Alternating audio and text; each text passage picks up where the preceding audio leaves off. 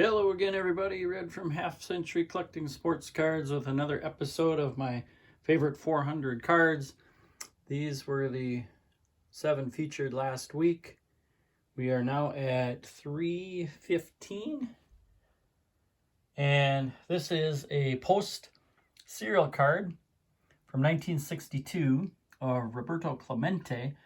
And the reason this card means a bit to me because I acquired this in 4th grade from a friend, so that would have been in the spring of 1975. And a friend of mine who had an older brother brought in some cards from the early 60s, postcards, Topps cards. And I brought but I knew he was coming that day with some cards, so I brought a dime to school. And he was selling his Topps cards for 2 cents a piece and the post serial cards for 1 cent a piece. So for the dime, I picked out a Musial and a Jim Gilliam, who I'd heard of, and then I hadn't heard of these guys, but there were a couple of Topps cards I picked out. So that was 8 cents, and then 1 cent a piece, I got a Clemente and an Aaron, so there was my dime.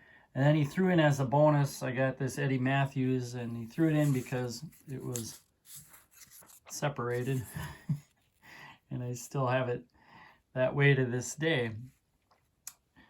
But I just kind of thought that was my first foray into not buying cards out of packs. I always, from the beginning, had an affinity for getting older cards.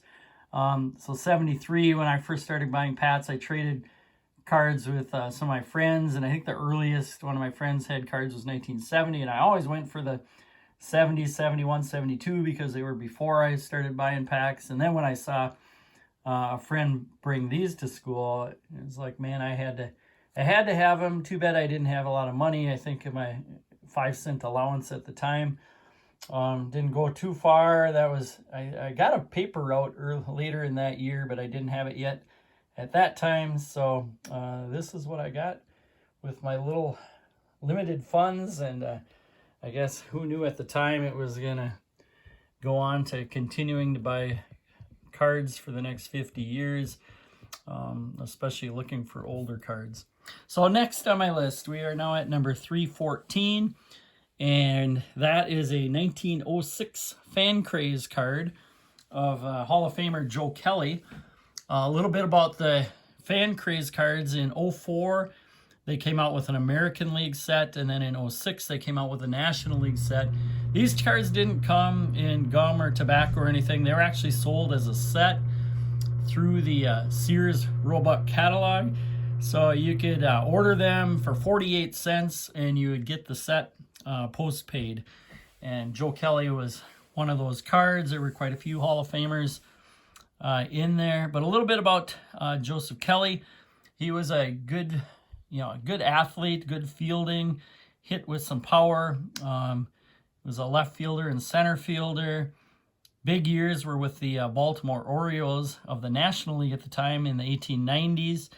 He had 3 straight years over 1,000 OPS, and then he had 5 straight years over 100 RBIs.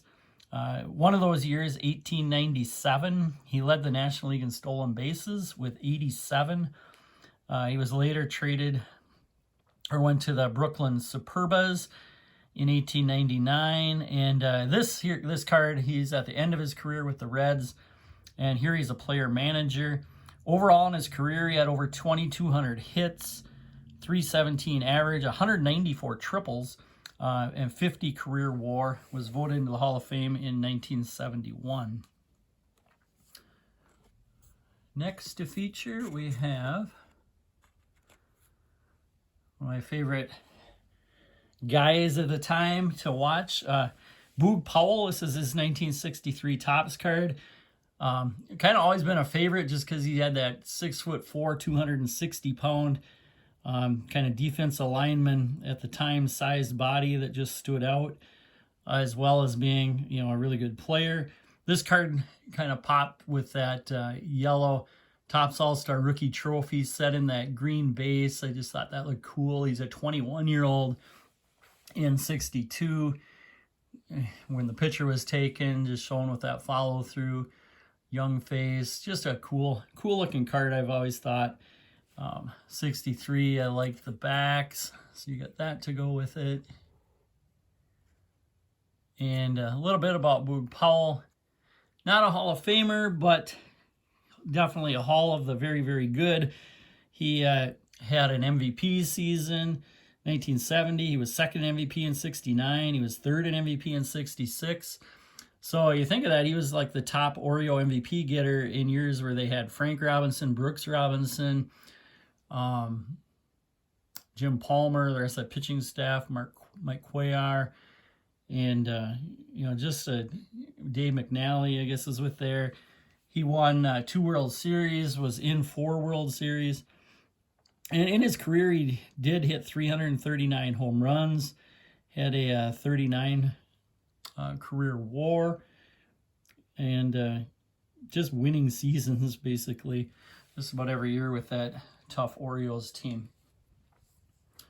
Next, we've got, I have to move the camera back a little bit, a top stand-up card.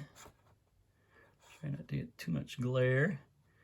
This is from 1964, and it is of Hank Aaron. And just kind of thought these stand-ups are cool. They were sold separately, so they didn't come with regular Topps cards. They were separate packs, 1 cent and 5 cent packs.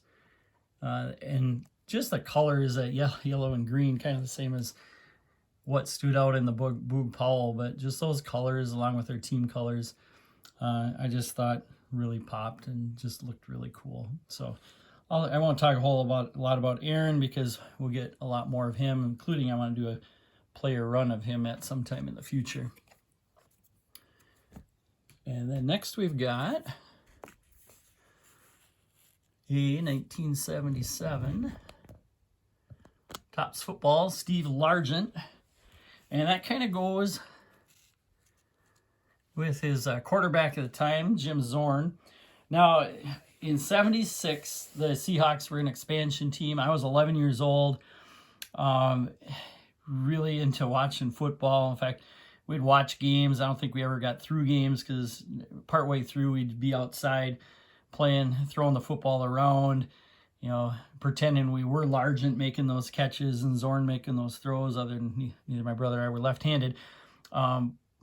We'd be running backs like Floyd Little and Ed Podolak and, making runs. And we just do this by ourselves, just kind of pretending we're playing football. And sometimes we'd have friends over and then we'd actually play games. But just some fun days. Now the Seahawks, as an expansion team, were only 2-12.